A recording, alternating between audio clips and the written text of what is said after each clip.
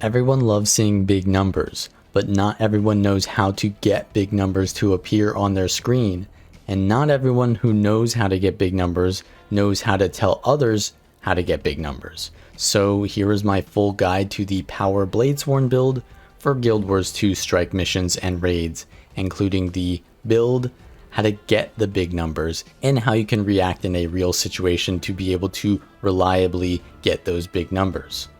Take full Berserker stats with Eagle runes and an axe pistol with force and accuracy sigils. With this setup, you get to around 71% crit chance, meaning Fury will get you to 96% crit chance. The rest you can get from eating the bowls of curry butternut squash soup for the last 4% of your crit chance. For traits, I take tactics and strength for all the damage modifiers. In Bladesworn, you get damage boosts for using ammo skills from Fierce's Fire, and when using explosives from Guns and Glory. And since your Pistol 5 is going to max out both of these, it's going to be the precursor to your biggest damage skill, the Dragon Slash. You can exchange the flow you gain over time to charge your Dragon Slash by entering the F2 Dragon Trigger mode. You cannot move while using this, and you will load bullets into your gunblade over time. You want to wait until you have maximum charge, and then use either the 1 skill for the biggest damage slash, so ideally you want to use this one, but if the boss moves, use the 2 to get some distance, and 3 if you don't want to move and the boss is too far away. While charging, you can also use the 4 skill to gain Aegis and the 5 skill to port a small distance.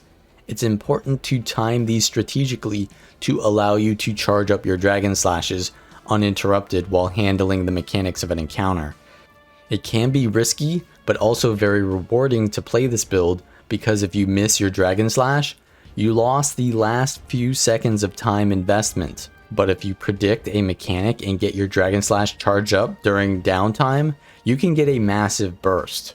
The build might sound complicated, but as long as you focus on landing your Dragon Slash every time it's off cooldown, then you're doing well. So remember, you can skip most of the stuff in between your Dragon Slashes to go into your next Dragon Slash, and that's why all of the utility skills are aimed at improving your Dragon Slash. The heal skill, To the Limit, will give you more flow generation and give dodges to yourself and nearby allies. Overcharged cartridges increases the damage of your next 5 explosive skills.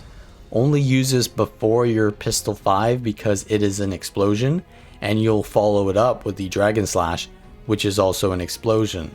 These are really the only 2 skills you need to get the overcharged cartridges for. Then, Flow Stabilizer will be used to give you faster flow generation, and it gives double the flow if you already have Fury on you. Just cast this off cooldown. Dragon Spike Mine will stun break and give an evade while recharging your Dragon Slash. Only use this right after finishing your Dragon Slash to get a double Dragon Slash. Tactical Reload will add 1 ammo to your ammo skills and will make your next Dragon Slash charge twice as fast. Use this whenever you can to speed up your rotation, or save it for a situation where you need the quicker burst. After casting Dragon Slash, you'll be placed in your Gunblade. Use the 2, 3, and 4 skills to deal damage and build up more damage modifiers. When your weapon swap becomes available, use the F1 to return to your axe pistol and use the axe 2 and 3 if you have time. But these are really optional, so if your Dragon Slash is already off cooldown, skip them. Then you want to go into your big burst combo. So the combo looks like this. Use overcharged cartridges, Pistol 5, this will push you a bit backwards. Use Pistol 4 to move back in and reload half of your Pistol 5 for next time. This also gives you Aegis. Now enter the Dragon Trigger, fully charge your Dragon Slash. The range of the 1 skill is decently wide, but if you still think you're not in range, use the 5 to port closer. Use the 4 if there's any potential danger. After casting your Dragon Slash, use Dragon Spike Mine if it's off cooldown, and then do another full Dragon Slash, porting in closer if necessary. If you aren't casting flow stabilizer during all of this, you won't have enough flow. After finishing the big combo, use your Gunblade 2, 3, 4 skills, and then swap to Axe, use 2, 3, and then restart the combo. Use tactical reload when you have time to, like right after you used all of your Gunblade skills and are still waiting for the weapon swap. In actual fights, you often get more flow than you actually need because you can't just Dragon Slash off cooldown. But at the start of every fight, you will need to get a lot of it to start your first burst as soon as possible. Start in your Gunblade and use your heal skill and the 5 skill to get Fury because your flow stabilizer needs Fury already to get the doubled effect.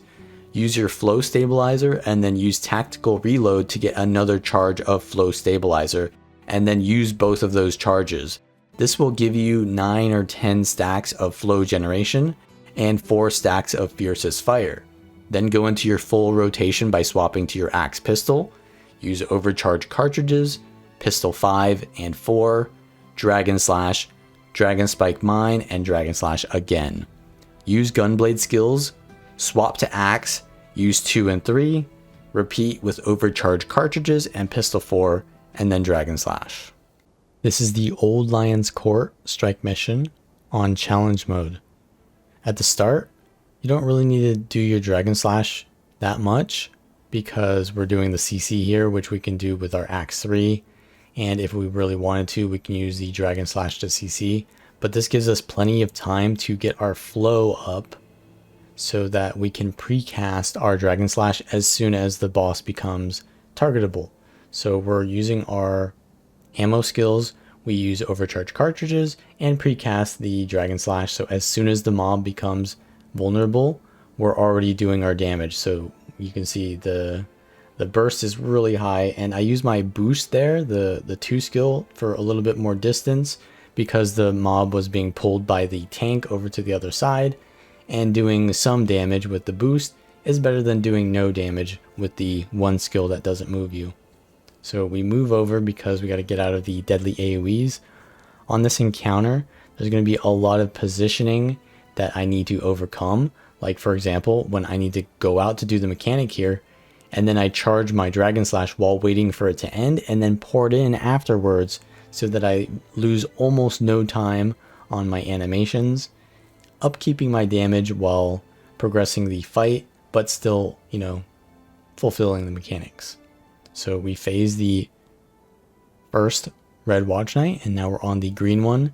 This one is the most difficult to handle because you kind of don't want to be close to it. It does more damage the closer you are to it.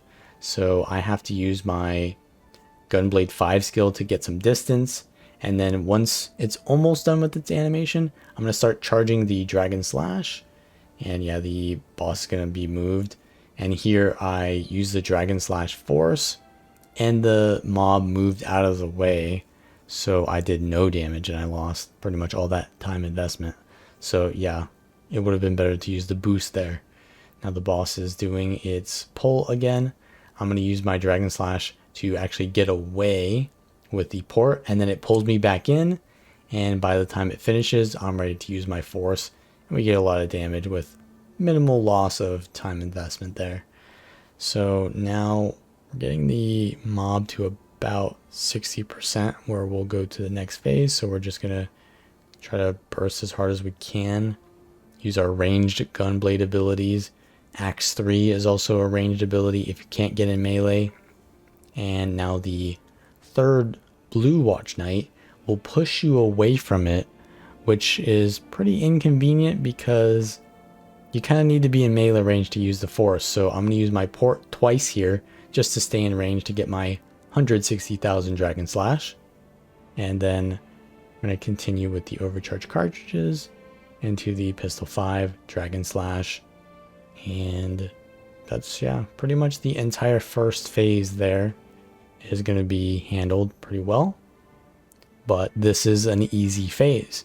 So when we get into the next phase, that's when things are going to be a lot more troublesome because a lot of the mechanics are going to be stacking up on top of each other, and the red circles are going to be stacking up as well, giving us less space to do all those. So we really need to use our positioning and the mechanics of the class intelligently to be able to still do our job of doing as much damage as possible and not dying. So in this part, we need to do CC. It's the green Watch Knight, so I'm going to use my ranged Dragon Slash because I don't need to go over there. I can just do it from range.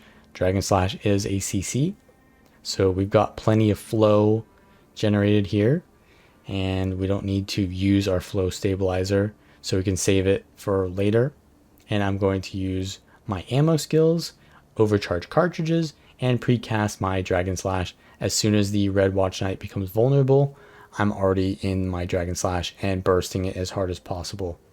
Now, the boss is going to move to the side, so I'm going to move over with it, but the deadly AoE spawns, so we have to move away. So I'm going to use my pistol 4 to move to the safe area, start charging my Dragon Slash so that by the time the boss is in place, I've got it ready and we're bursting them with the port in.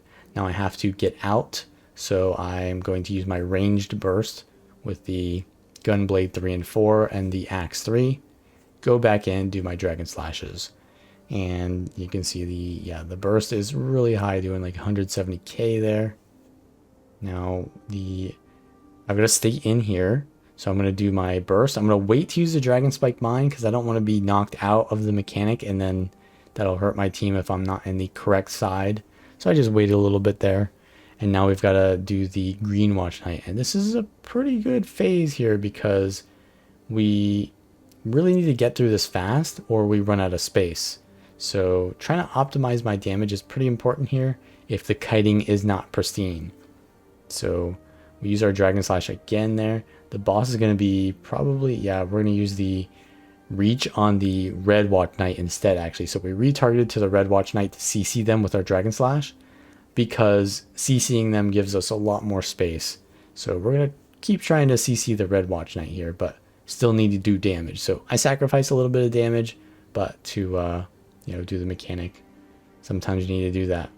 Now we've got to CC the red Watch Knight again.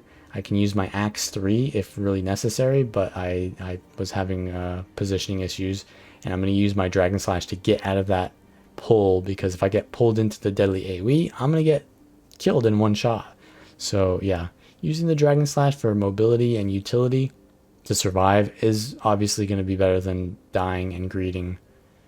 Now we're back on the boss regardless, and they're going to pull us in, so we're going to use our pistol 5 to get away a little bit, use the Axe 3 on the mob, and then we're going to just move out of this AoE, wait for the deadly AoE to finish so we don't die, and then we're going to Dragon Slash boost to get over to the boss, and then we're going to use our Dragon Spike Mine to get the Force Dragon Slash while we're in range. The mob phases, and now we're on the last Watch Knight of this phase, so we need to keep up the pressure, but we've got plenty of space to do so as long as no one dies and we keep up our damage.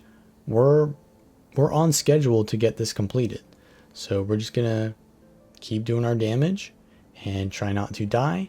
I'm going to use my pistol 4 here, which gives me an Aegis, which is pretty nice for this part because Aegis will block the pulsing damage. I use my port to get out of that red AoE with my Dragon Slash, and the Dragon Spike Mine is an evade as well and a stun break, so even though it's mostly being used for damage, it does have the potential to be used defensively if you really need it, so that's kind of nice. I mean, this is not a squishy DPS build for sure. You have 23,000 health just from having the strength trait, and warriors baseline have a lot of health, and of course you heal yourself because you're in the tactics trait line whenever you get might, and your Dragon Slash will give you might. So yeah, there's a pretty survivable DPS build. The only issue with the build is it's kind of risky to lose your damage if you miss your Dragon Slash. So we do phase it here. We need to CC the blue Watch Knight, so I'm going to cast my Dragon Slash, use the reach with the fully casted Dragon Slash, and we get the CC. So now this final phase is going to be pretty easy because unlike the second phase, you don't have to do 40% of the boss's HP. You only have to do 20%. So we can just burst it down really quickly, So I'm pre-casting my overcharged cartridges and the ammo. I Dragon Slash immediately and then do my Dragon Spike Mine, but I'm going to wait outside and I actually use the reach because I need to do the mechanic now. I'm going to get pulled back in and I'm going to use the boost to get back in range of the boss. And I need to use my flow stabilizer here because I'm pretty low on flow. I didn't realize that I had used it in a while. Yeah, you got to keep using your flow stabilizer. So I'm going to do, I do get the Dragon Slash fully charged there, so it wasn't terrible. But we're going to finish off this red Watch Knight. I've got the mechanic again, so I just move it into the corner here. And now the green Watch Knight needs to be finished. But I use my Dragon Slash to get away because I don't want to be pulled in and take a lot of damage. So now we're going to do our Dragon Slash. I skipped the whole axe part of the rotation because I had lost so much uptime from moving away that I didn't really need to go into the axe because, as I said before, the priority is the Dragon Slash. So you can skip some of the axe stuff because it's not really where your damage comes from. It is a damage modifier generally, or a filler. So we're going to do our Dragon Slash here again. And we've got 5% left on the green Watch Knight. We're going to use some of our blocks to not get killed by that. Use our range damage from the Gunblade. And that mob is finished. So now we just got to finish the blue Watch Knight. And we've got plenty of space. So all we got to do is stay close to them and just do our damage. So that's pretty much going to be a completed Old Lion's Court strike mission on challenge mode. And that's how you play the Power Bladesworn. So if you like this content, then please like the video, subscribe for more, and I will see you all next time.